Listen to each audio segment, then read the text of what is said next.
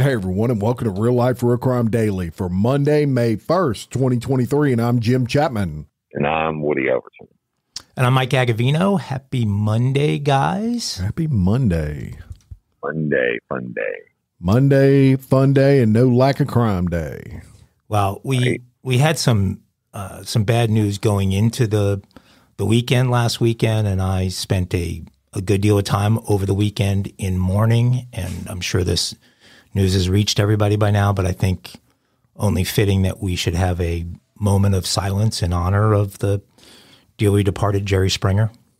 Yes. Oh, yeah. Would only be right. Right. So on the count of three, 3, 2, 1. That's enough. That's plenty. Enough. Okay. Plenty for Jerry.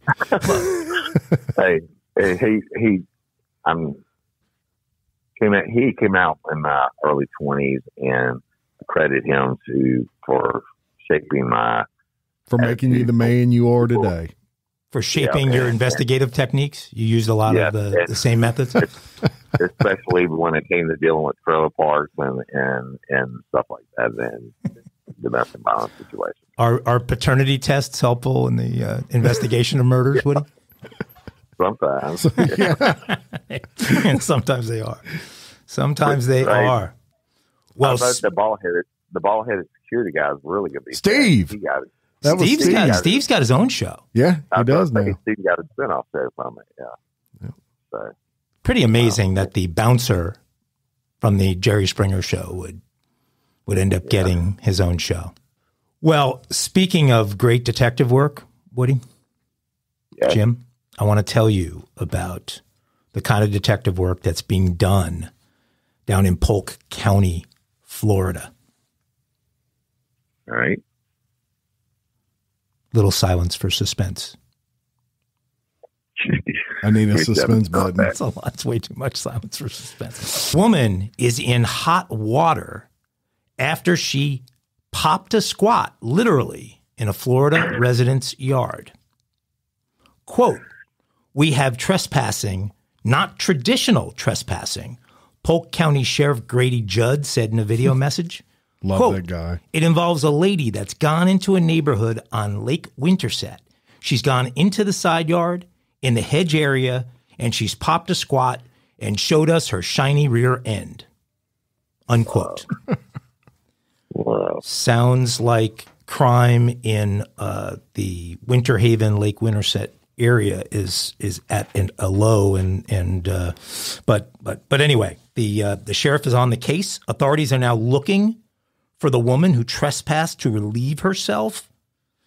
The woman was spotted on surveillance video walking into a yard, briefly looking around, quickly finding a hedge, squatting, and then leaving the property. Quote, "We can call her the spring break squatter because last week, during the height of spring break, she walked into the private property in a gated community on Lake Winterset and squatted in the yard."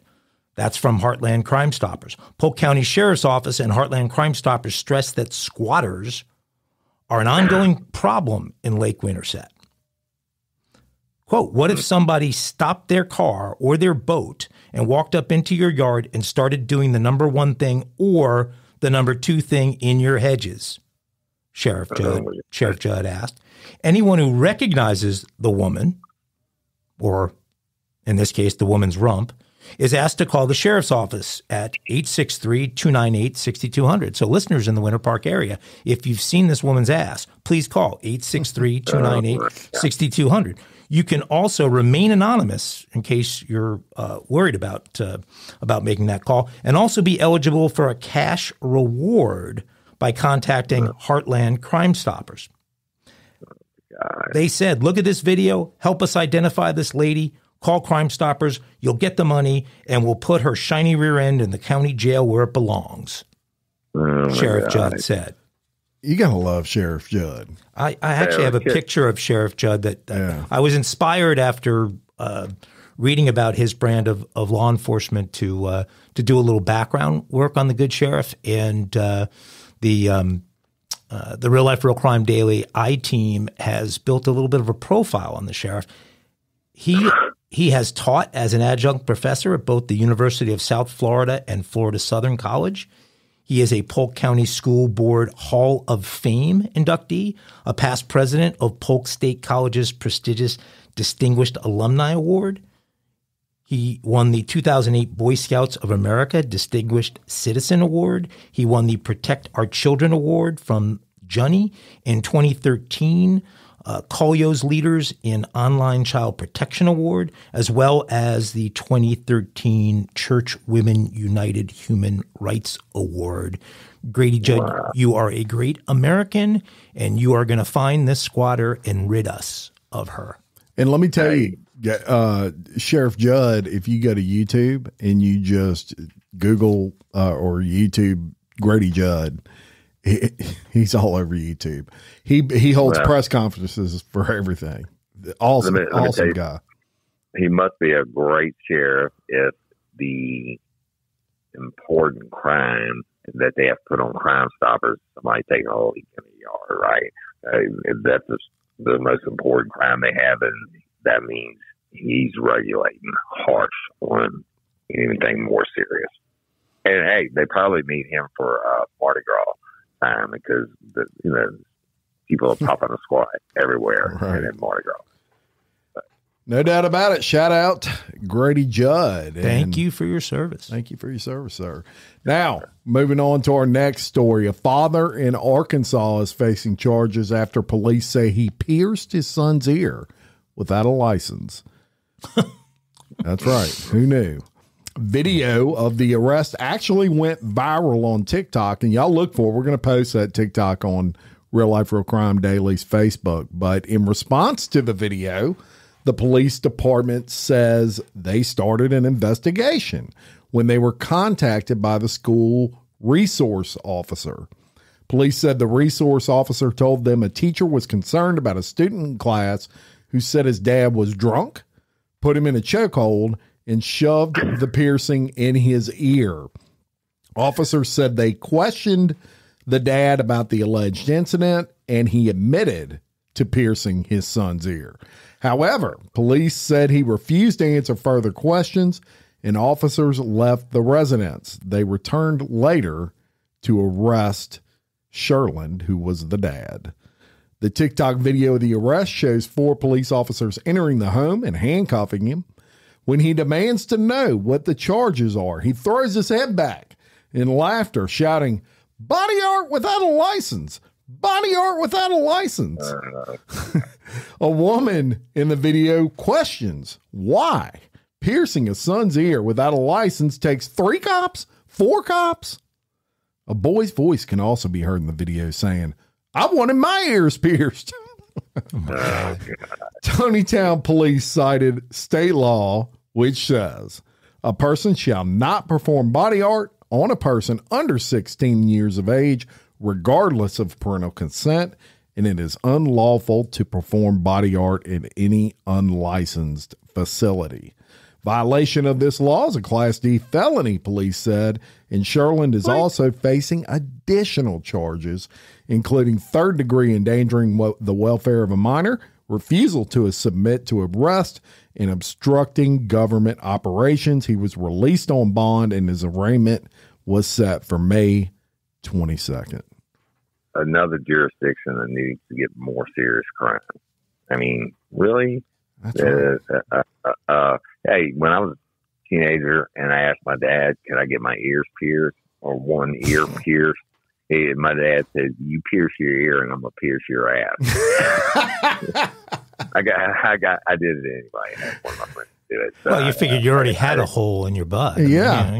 Yeah. Well, I don't know what he meant by that, but I did it anyway. So, well, the TikTok. Who took the TikTok video? Exactly. One of the family members. You know, they always pull out a camera now during an arrest, right? I mean, that is beyond. Well, another reason I'm thankful for that, and I know y'all are also, that they didn't have social media when we were kids. Oh, yeah. Yeah, don't even talk about it. I start shaking at just the thought of that. But anyway, all right, well, another great story, and I'm going to bring you another one. So in Ohio, An Ohio woman ordered her dogs to attack a group of small children.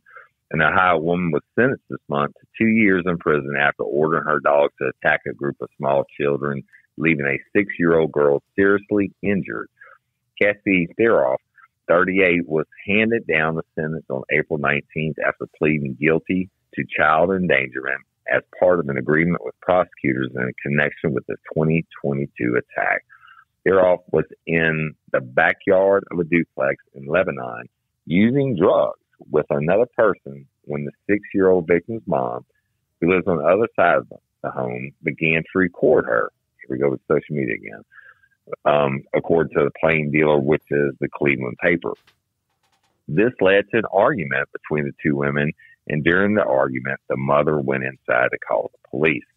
Theroff then sent her pit bull / boxer mix to attack the 6-year-old girl, her sister, and a young neighbor, all of whom were playing outside in the front yard.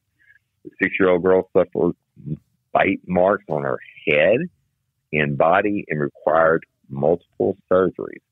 The victim's father confronted Theroff in court, saying she called 2 dogs to attack 4 little girls who were out front. My 6-year-old mauled by 2 of them while she stood there on her front porch watching. Theroff can be heard addressing the girl's mother in a video obtained by police. Your kids shouldn't have effed with me and my dog, she says in the video. Despite her guilty plea, Theroff says she didn't do what she's accused of. I would never use my dog in a malicious or threatening type of way towards anybody, Theroff told the judge. This all occurred because I didn't shut my front door. Theroff's dogs will be taken away and euthanized since they are considered contraband in the case. Well, you know what? My idea of justice, again, is they should find 2 mean dogs and tie a pork chop around Theroff's neck and let them have at it. Who the hell orders an attack on kids with their dogs? Yeah. This crazy lady? Awful. Yeah, I mean, I evidently. And then I'm sure she's going to get some inmate justice. Speaking of justice, I think this next story is going to shock you guys, and I think it's going to shock everybody out there. Back in 2015, the most dangerous country on planet Earth, the country where you stood as a citizen at the highest possible rate of being murdered in a year, was El Salvador.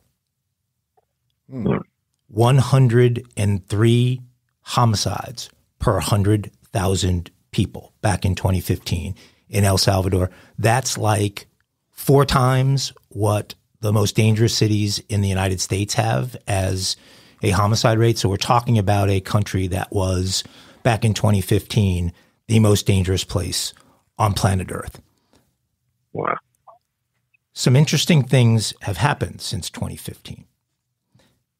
El Salvador's murder rate has decreased dramatically every year since 2015. And what was 103 murders per 100,000 people in 2015 is, at the end of the year 2022, 7.8 murders per 100,000 inhabitants. Right. So we need to get some of that. Yeah.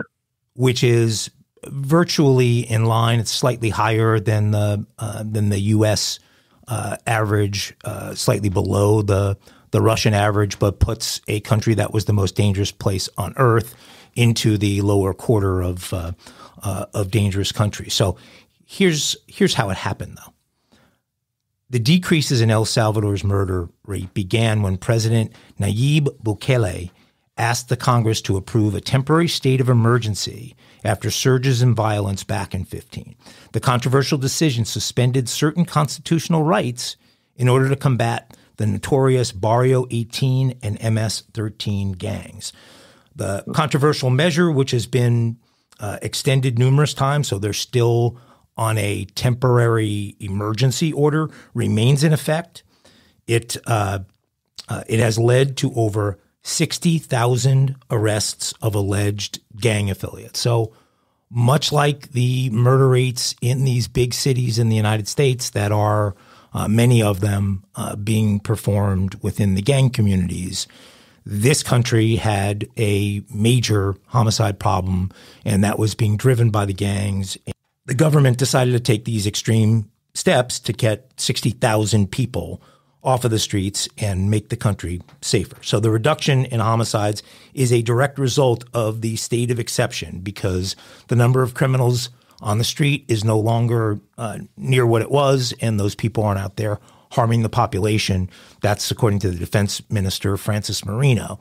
Polls continue to show the majority of people in the country approve of the crackdown, which has set up a military presence in neighborhoods considered at high risk of gang violence. So much like has been talked about in this country with regard to guards at schools and other high crime areas, that's exactly what these guys did. Murders in El Salvador tumbled another 57% in 22, extending a sharp drop in killings in a nation that for years had one of the world's worst murder rates. El Salvador's rate in 2022, as I said, at 7.8 was in line with the rates of the U.S. and Russia. The most dangerous countries in the world right now, believe it or not, are Jamaica at 45 murders per 100,000, Honduras at 36, and South Africa, the Republic of South Africa, at 33, which most people wouldn't think, I don't think, would be that high. So the state of emergency has not come without some criticism.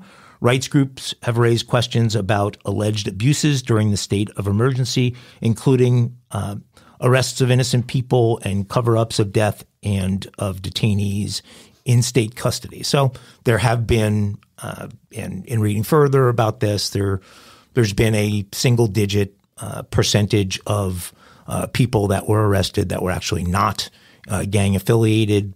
Those arrests are in most cases determined, and then those people are released. But it's not without controversy, obviously. But when you look at what's happened here in the last few years, where we've released, state of California has released 13,000 prisoners from jail. This country put 60,000 new ones in, and its violent crime rates tumbled dramatically. I think there's something there. That's crazy. Yeah.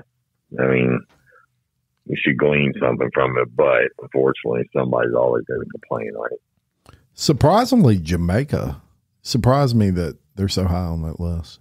They're gangs. huge in gangs, yeah. The Jamaican gangs, and of course, they are the world leader in the prank call, not prank call, but the scam calls and all that stuff too. But most people think of Jamaica, they think of it like Sandals Resort and all that, but actually it's a pretty tough place. Wow. Yeah. Spark something uncommon this holiday with just the right gift from Uncommon Goods. The busy holiday season is here, and Uncommon Goods makes it less stressful with incredible hand-picked gifts for everyone on your list, all in one spot. Gifts that spark joy, wonder, delight, and that's exactly what I wanted feeling. Hey, y'all, I ordered a super cool piece. It's a candle with a sculpture of LSU's Tiger Stadium on top of it.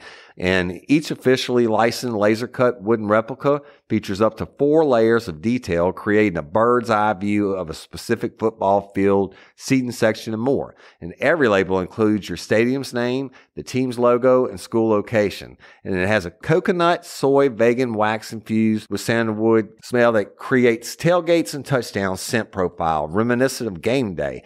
It's invigorating like fresh cut grass and nostalgic like smoke from a pre-game grill, and calming like the crisp autumn air of a new semester on campus. Y'all, I love it. I have it at the base of my TV, and I'm ready to watch the Tigers play on Saturday night, right? Uncommon Goods. Look, when you shop at Uncommon Goods, you're supporting artists and small independent businesses. And many of their handcrafted products are made in small batches. So shop now before they sell out this holiday season. Uncommon Goods looks for products that are high quality, unique, and often handmade or made in the U.S. They have the most meaningful, out of the ordinary gifts anywhere. They even have gifts you can personalize. From holiday host and hostess gift to the coolest finds for kids to hits for everyone from the book lovers to diehard sports fans. Uncommon Goods has something for everyone, not the same old selections you can just find anywhere. And with every purchase you make at Uncommon Goods, they give $1 to a nonprofit partner of your choice. They've donated more than $3 million to date. So to get 15% off your next gift, go to uncommongoods.com/RLRC. That's uncommongoods.com/RLRC for 15% off. Don't miss out on this limited time offer. Uncommon Goods, we're all out of the ordinary. Hey, y'all, let me tell you about Gobble. All Gobble meal kits are pre-prepped. That means less work for you and less waste in your kitchen. Their meal kits include everything you need so you can save time at the store or just skip that trip entirely. I got the box in and I had 3 different meals. I had a Kung Pao chicken, crispy fish tacos, and a beef bourguignon, however you say it. But let me tell you about the classic beef bourguignon. Look, it came with beef pot roast and a beef broth concentrate, red wine demi-glace, cremini mushrooms, cipollone onions, mashed potatoes, baby carrots, and rosemary thyme butter. It was so easy to make. Literally like 15 minutes it took Cindy. And let me tell you something, all the dishes were fire, but this thing was like a taste explosion in my mouth. It's just unreal. We've got to spend more time together and more time doing the things we love because everything came in this one single box right to my door. So see what a difference Gobble will make for your household. Right now, they're offering my listeners a fantastic limited time deal. You get $120 off across 4 boxes plus free shipping and free cookies. And let me tell you, those cookies, I ate one that was sin-baked and it was delicious. Go to gobble.com/real life. That's GOBBLE.com/real life for $120 off your first 4 boxes. This offer is not available on the home site, so don't miss out. This is genius. It's taste explosions in your mouth like you never had. All right. We're going to tell you about Shannon O'Connor. Shannon O'Connor, who's 48 years old, is charged with 39 felonies after allegedly watching teenagers have sex in her California home. The alleged victims of Shannon O'Connor, who is also known as Party Mom, allegedly hosted alcohol-fueled sex parties where she watched her teen guests have sex with each other, and a judge has been implored to give her the maximum sentence if she pleads guilty. Now, O'Connor appeared in Santa Clara County Superior Court on Friday for a hearing where the judge heard impact statements from 15 teens and parents. They spoke emotionally about how starting in 2020 through the spring of 2021, O'Connor allegedly hosted parties for her teenage son and his friends, facilitating and watching their sex acts, some of which were non-consensual. One victim was quoted as saying, "The woman tore my life apart." She said she had suffered and had to deal with the reputation of being the girl that got raped and will live her high school years with that cloud over her. O'Connor allegedly encouraged sex acts among the teens, whose age at the time ranged from 13 to 16 years old. She's charged with 39 counts, including felony child abuse, sexual assault, and providing alcohol to minors for hosting the parties, which she allegedly attempted to keep secret. If convicted on all 39 charges, she faces a maximum of 20 years in prison. She has pled not guilty. Now, her attorney asked the court what sentence she would receive if she were to plead guilty. And her attorneys are requesting the sentence be 8 years or less. But on Friday, some of her alleged victims and parents asked the judge to give her, obviously, the maximum sentence. She's been behind bars without bail for more than a year since her arrest while awaiting trial. The teens and their parents told the court how O'Connor allegedly lured them into her home through wild parties, through social media, and her 2 teenage sons. O'Connor alleged allegedly allowed her teenage party guests to drink and have sex. She allegedly asked the teens to keep quiet about it and to lie to their parents about it. O'Connor bought vodka and Fireball whiskey. Fireball. Yeah, right. Already in trouble. Provided Right. condoms and discouraged the teens from telling their parents about the parties or calling for help when one of them passed out in their own vomit. In some cases, O'Connor would Snapchat or text teens to leave their homes in the middle of the night and go drink at her home. Later, in 2021, she moved to Ohio and was arrested there in October of 2021 when she allegedly held a sleepover for 12 underage teens. On multiple occasions, she allegedly urged intoxicated minors into sexual situations, even watching and laughing as a drunk teen sexually battered a young girl in bed during a New Year's Eve party. In another case, O'Connor allegedly brought an intoxicated male teen into a bedroom where a drunk 14-year-old girl was lying in bed. After her alleged assault, authorities say the girl asked O'Connor, "Why did you leave me in there with him? Like, why did you do that? Like, you knew what he was going to do to me." O'Connor allegedly threw the parties without the knowledge of her now estranged husband, who apparently the only one with a brain in that family, has since filed for divorce. Oh my God. He must have been gone a lot to have missed all of these parties. Yeah. She didn't charge admission to these parties, right? These were freebies. I mean, she's just absolutely sick and getting off on watching teenagers have sex. Yeah. Yeah. Doesn't say she participated herself. So she didn't. She was a why she got them drunk, let people get raped. I mean, look, if anybody deserves the maximum sentence, it's this chick right here. He deserves that 20 all day long. What a twisted sick guy. Well, she's going to get to watch probably a slightly different kind of sex where she's going. Yeah, she's going to get to watch close-ups of front row seat. Yeah, right. Because even in prison, prisoners hate other women and allow kids to be raped. It's crazy. All right, y'all, I'm going to take you to New Hampshire. A 22-year-old woman accused of driving the wrong direction on a New Hampshire interstate before state police were forced to deflate her tires, flashed a smile and 2 peace signs in her mugshot before she bailed out and was released from custody on Sunday. Jaiva Stelly, 22 of Manchester, was arrested for reckless conduct with a deadly weapon, disobeying a police officer, reckless operation, and driving while intoxicated. At approximately 2 a.m., New Hampshire State Police received several reports of a wrong-way driver traveling northbound in the southbound lane. A short time later, the trooper located the vehicle. The trooper successfully deflated all 4 tires using a spike strip as the vehicle passed by.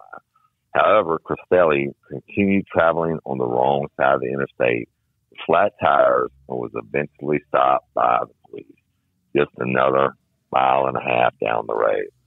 Cristelli was bailed out and released, but is due to appear in court in May. You know, only in New Hampshire can you drive the wrong way down an interstate for miles and never see another car. Yeah. I mean, she's given the peace signs and smiling in her booking photo because she knows she's lucky to be alive. And we're definitely going to upload that picture to the Facebook because it is. I mean, she's literally like got the peace signs up. Well, they say, I think, what did the license plate say? Live free or die.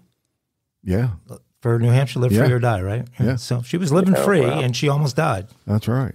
And she must be a lifer if she's flashing those peace signs. I was about to say she's giving bad names to our peace signs. So anyway, that's crazy. Yeah. Lucky she didn't kill anybody, and lucky she didn't kill herself. Okay, folks, we're going to go to the state of Colorado, where Letitia Stauch is on trial, charged with the first-degree murder of her 11-year-old stepson, Gannon Stauch. This is back in 2020 this occurred. You might remember this case. It got a lot of attention at the time, and her trial just got started last week. Jurors are hearing evidence now of an interview between the FBI and Letitia Stauch, the Colorado woman.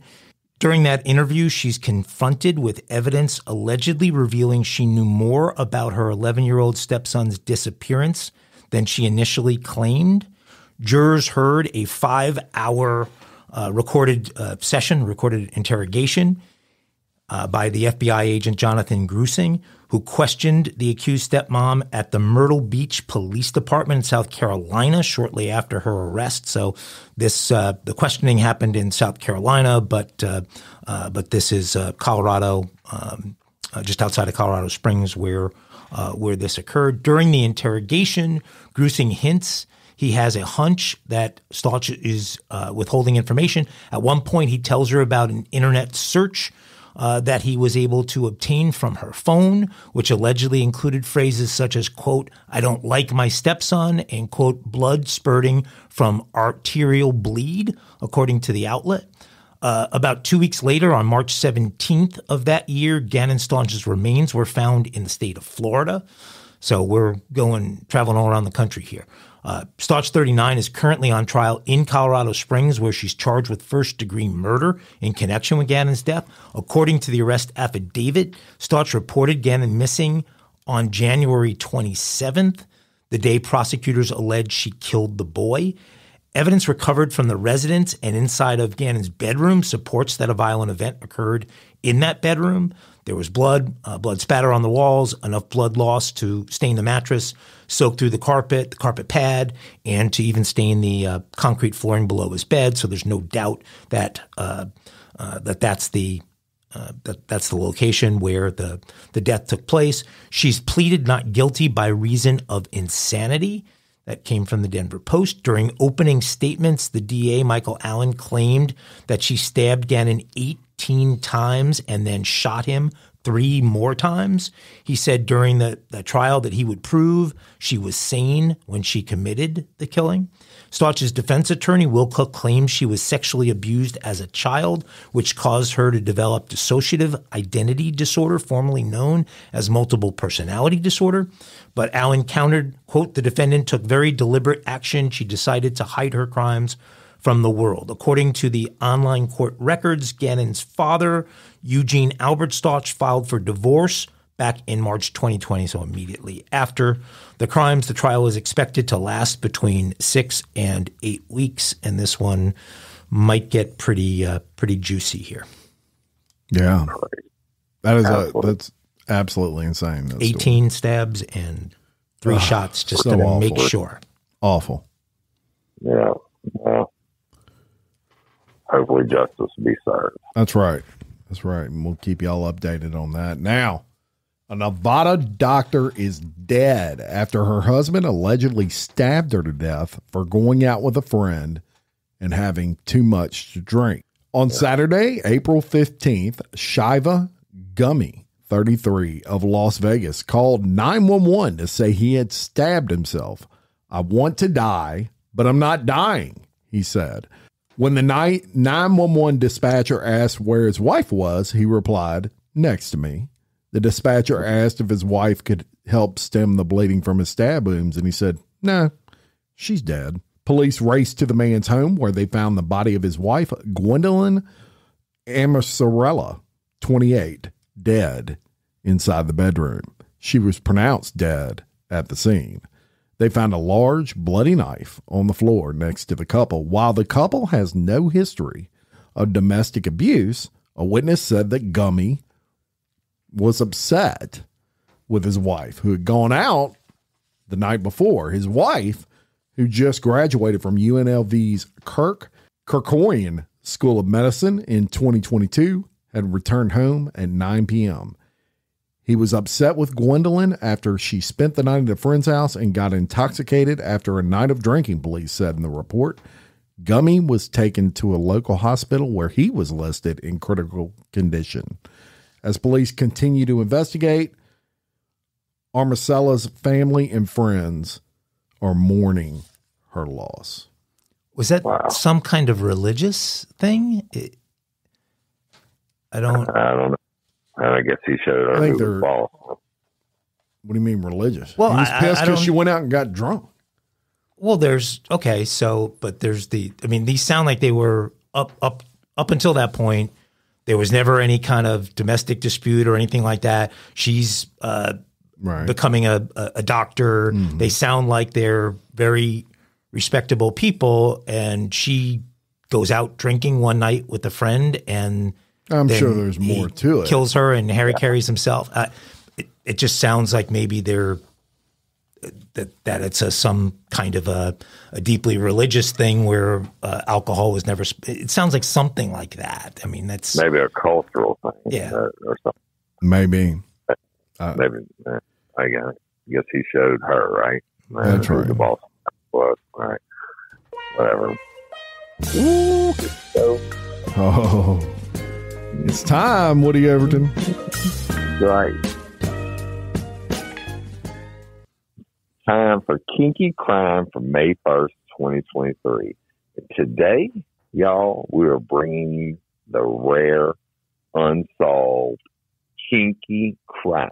An unsolved kinky crime? Oh, we might have to get on this one, y'all. Y'all know how we like to solve crimes on real life. That's right. Crime. But police in Virginia, and this kind of ties back into our kinky crime from last week. Police in Virginia are hoping more victims can step forward and shed light on an odd rash of shoe thefts taking place since March in Norfolk, Virginia. Police began receiving reports from women whose shoes have been removed from their porches overnight. There have been over 20 documented incidents, but police believe there are more victims, possibly in other jurisdictions. The missing shoes were returned to the porches within a few days with something extra in them that police are calling biological evidence. Oh, God. Norfolk police confirmed the unwanted substance is not fecal in nature. We had an incident where one house had the same thing happen twice, he said, and that's when we started looking more seriously. Anyone in information has to contact Norfolk City. Now that's kinky. Wait. That's kinky. What was the substance found in the biological? A biological substance. Mm-hmm. Oh, okay. I'm sure. Use your imagination, Michael. It's a half of a bunch of unborn babies. Right? Oh my God. But here's the deal. How many females are leaving their shoes out at night? I mean, apparently over 20. This person, right? This person has a thing about jizzing in shoes and putting them back. I mean, well, my wife walks the dog or whatever, and she has like a pair of flip flops out there by the front door that she kicks on to go walk the dog, and she'll kick them back off, when she goes back in the house. I get that. I mean, I leave my hunting suits and stuff outside. Yeah, but, I have my mowing shoes I'll leave outside. Yeah, my dad taught me when I was young, every time you go put your boots on, you shake them out for snakes and spiders. But I guess females need to start shaking out their shoes. Oh, Lord. Oh, Lord. Well, I don't know that the shake is the right thing to do to get rid of what they got to get rid of. I didn't want to say lick it. Wipe it out, I guess. There you have it. Kinky crime. Can't beat those kinky crimes. They get better and better every week, Woody. God, I'm trying to calm. I think I just threw up in my mouth. Right. Folks, I gotta rinse this down. Was that after you're licking your shoes? Yeah. Where was that? That was nowhere near here, right? That was Norfolk, Virginia. Yeah, Virginia. Yeah. Okay, so good. I don't have to worry about where my wife's shoes are tonight. Okay. Oh, Lord.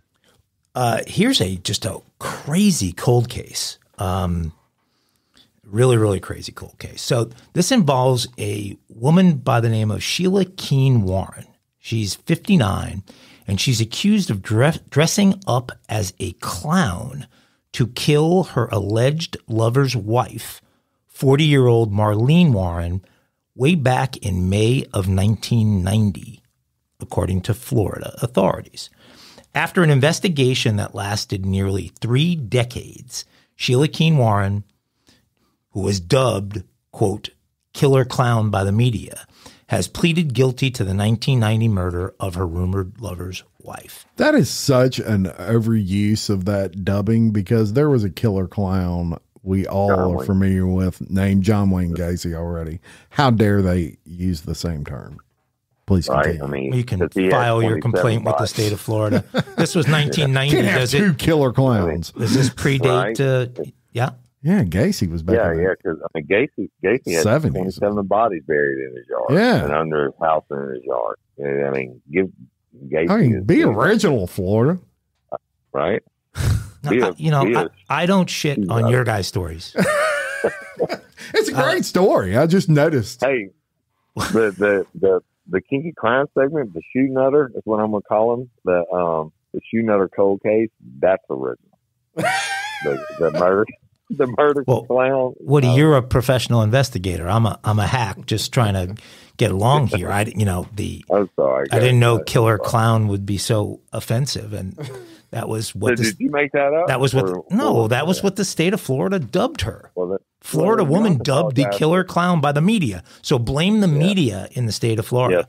Yes, the media needs to get original. We now return to our original programming. Keene Warren, 59, pleaded guilty to second-degree murder on Tuesday as part of a plea agreement that was also approved by the family of 40-year-old Marlene Warren, the victim in the shooting. This, according to the AP and CBS News. Warren was shot in the face in the doorway of her Florida home back in May of 1990, allegedly by Keene Warren, who authorities say was dressed up as a clown. Warren died shortly after. Keene Warren had been jailed since 2017 and was later extradited to Palm Beach County, where she was awaiting trial on a first-degree murder charge. She was taken into custody after authorities reopened the case in 2014 because of advances in DNA technology that allegedly linked her to the crime. Sheila Keene Warren has finally been forced to admit that she was the one who dressed as a clown and took the life of an innocent victim. She will be a convicted murderer for the rest of her days, was a quote by Palm Beach County State Attorney Dave Ehrenberg.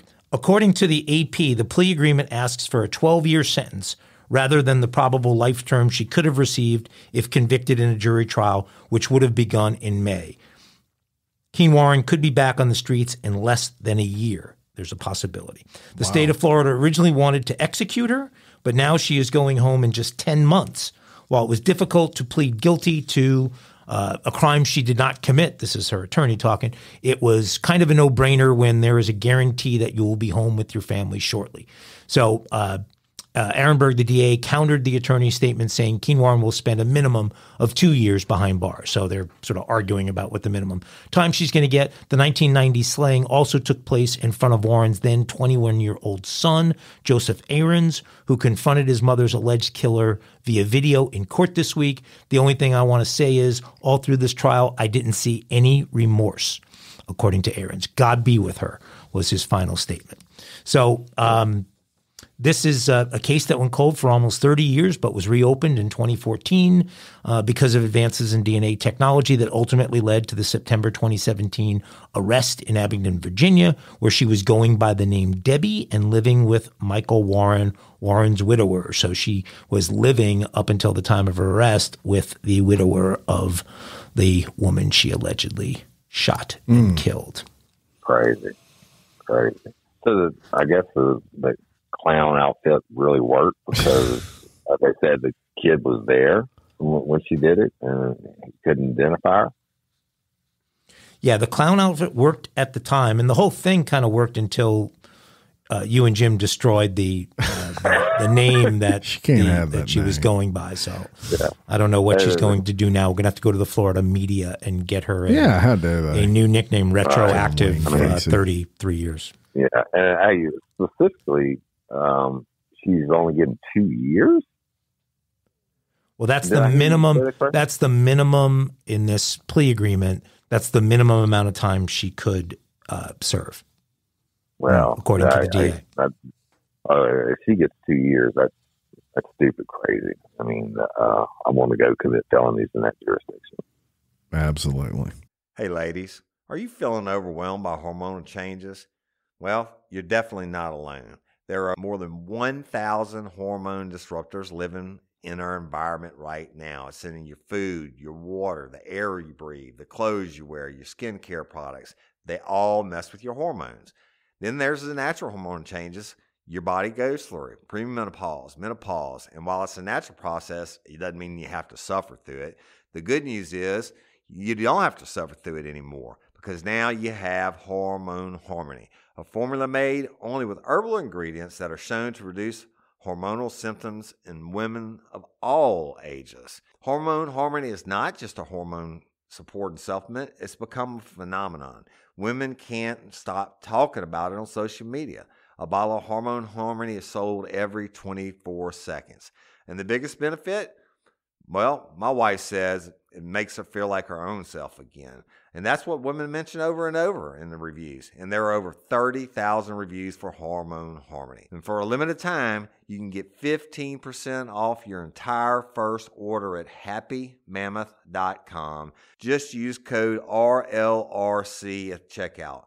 That's happymammoth.com and use code RLRC for 15% off today. That's happymammoth.com and use code RLRC.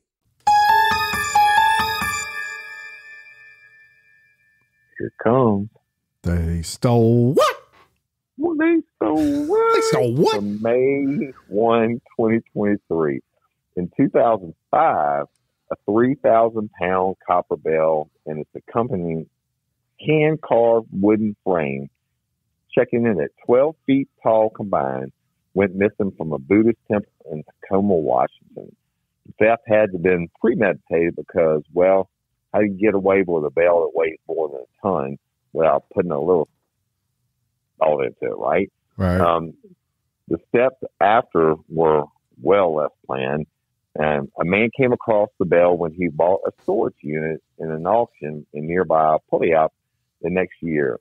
He was approached by another man who said all the stuff in the unit belonged to him and offered to buy it back for more than $500. Now, this guy's name was Robert L. Hunter. Anyway, the man declined and he returned the bell to the temple, then told a state fish and wildlife officer about the interaction. Police arrested Hunter in 2008 and found in his possession. This list is long as a senior, y'all. Hold on.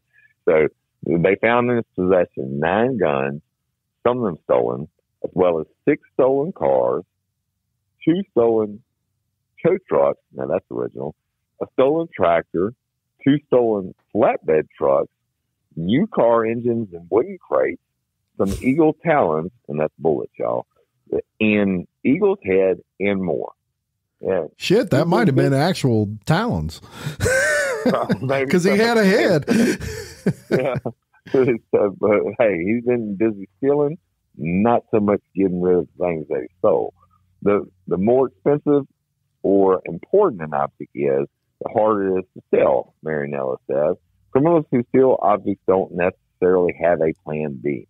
They think they're going to quickly sell something, and they realize the market for stolen objects is pretty small.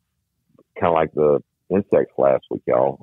But criminals will take whatever they can get from something, and when they realize there's a limited number of buyers, the object could trade on the black market for a fraction of their true value, maybe 10 to 15%. Well, they should have took the copper bell down to the local melting shop. Where was he storing all that stuff? In storage unit. Storage unit. So he's stealing everything. That's not a storage unit. That's a storage facility. I mean, right. Yeah, that sucker was a klepto. I've never heard of anybody stealing tow trucks. I've never heard of a storage unit big enough to hide a tow truck. You know what? I think you're right, Jim. Oh, no. They stole what? They stole what? Crazy thieves in this world. Give me some banjos.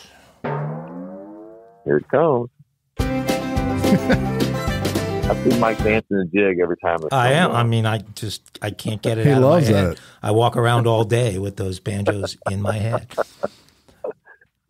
So here is your dumb criminal segment for May 1st. 2 burglars in Atlanta, Georgia were rifling through an apartment when they were disturbed by police. So they jumped out the window with a stash of jewelry that they were in the process of stealing. Soon afterwards, the police picked up the 2 men because they were acting suspiciously. I don't know.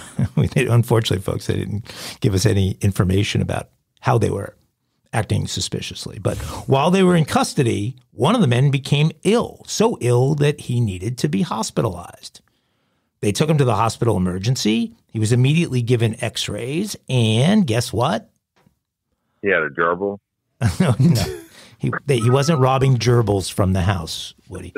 A gerbil with the thing. The x-rays showed 2 rings, a pendant, and a necklace, all of which he had swallowed in haste when the police showed up at the home. And so after a swift surgery to remove those items, the apartment owner identified the items and police did the rest. Another dumb criminal locked up for another dumb crime. It's crazy. I tell you what, he has a better gag reflex than me, swallowing rings and necklaces and all that. Yeah. Crazy. Banjos.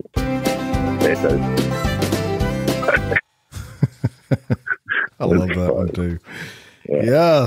Yes. Uh-oh. Hey, you know what that brings us to? That's right. Give me that crime time. This day in true crime history. And we're going to bring you back to 1931. A warrant was issued for gangster Al Capone over the murder of Mike Agovino Hitler from a rival gang by detectives in Chicago. How about that? Way back in 1931. Capone didn't do his own murder. Well, they issued a warrant. Hey, look, I'm not going to argue with detectives. Didn't they watch until? Well, he did use the bat in Untouchables. There's no gangs in Chicago. That's which Al Capone always said. Yeah, that's right. Well, I thought you said, but you were going to say Al Capone. The warrant came out. Al Capone murdered Mike Agovino. No. One of his people. One of his people. All right. And my father was 2. The only other people were on a boat trying to cross the Atlantic. 1936. How about this? J. Edgar Hoover arrests the last of Ma Barker's boys, Alvin Karpis. We did a little Ma Barker story for you. The shootout in Ocala. Yeah. So did he? I'm sorry, go ahead. No, go ahead. Well, yeah, I was going to say the J. Edgar Hoover sees Ma Barker's clothes, her underwear and shit. I think it's at the Smithsonian. Yeah, right. And in 2001, a more serious deal here, the 16th Street Baptist Church bombing took place. Thomas E. Blanton Jr. became the second ex-Ku Klux Klansman to be convicted in the 16th Street Baptist Church bombing by members of the KKK in Birmingham, Alabama. The bombing of the African-American church resulted in the deaths of 4 girls. I remember that horrible story, and that happened on this day, May 1st.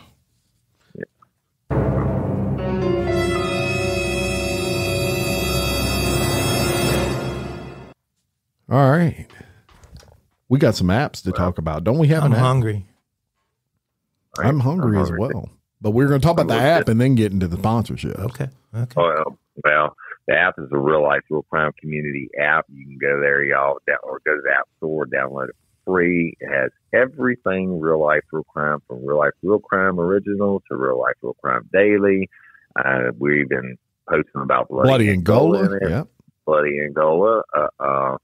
And that is growing exponentially. It had just go check it out. It's a lot of fun stuff. It really is. You know what I like most about that app? I really like the quizzes and stuff like that it has. Yeah. They have you can earn coins and all that, or whatever y'all call it. Prison biscuits is what they call it now. Yep. And when you get so many of those, you get something. I don't know what it is. But it's a lot of really, really cool stuff. We have case updates and, of course, all these pictures of everything. I don't know if we're going to have any pictures of the shoe victims, the shoes you left on the porch from this episode. But if we can find some, we'll get them to you. You can see your business. Yeah. But right. Anyway, it's a greght thing. Y'all, it's a great tool and resource, and we're going in there and answering everybody first, all right, before I'm doing it, before I go to any other social media. Perfect. Yep, love. Well, Mondays are my HelloFresh order day, and so I will be going online to make my selections here in about an hour. So exciting thing to do on Mondays. Yeah, absolutely. And, Mike, I had a friend of mine call me. She used the code this past weekend, and actually she told me she got food for 4 servings. She got 3 different days, and it was like $50-something with that code. That is an unbelievable deal. 50% off and free shipping. Yeah. Get in on it, folks. Them's good vittles. Good. Yeah. And you know what? It's more than just meals now, y'all. They have snacks and seasonal things. Oh, and all that too. Yeah. The pecan pie? Right. Oh my gosh. Yeah. Wait. You went for a pecan pie? They had, in their individual serving size pecan pies. And I'm telling you, it'll light your toes on fire. I'm a big pecan pie guy. I'm going pecan pie today. Well, y'all go check it out at HelloFresh, and it's kind of like food porn and all the list of stuff that they have, and you find yourself stuck in there. But when you get ready to order, use code RLRC50. That's 50, y'all, and get 50% off in your first box ships. And don't forget about Shopify, our friends at Shopify. Yep. Look, can't make it any easier for you to sell whatever it is you want to sell online, whether it's swag for your podcast, maybe if you're another podcaster, or if it's, you're selling sunflower seeds, you can sell them on Shopify. Anything, because they have, all the resources to help you do all the stuff in business that you don't want to do, so you can concentrate on what you do want to do, if it's sunflower seeds or whatever. And we've been using it for years, and now Bloody and Gold is even using it, and it just takes the guesswork out of running your own small business. That's right. And you can go to shopify.com/RLRC, all lowercase, and get $1 for an entire month of Shopify. Wow. And our latest sponsor, Tito's Bail Bonds. Really? Yeah. Okay, maybe Tito's Bail Bonds is not with that was it the Bad News Bears? Tito's Bail Bonds was the sponsor. I don't know if Tito's still in business, but if he is, we hope y'all are having a great Monday. We love bringing you this show.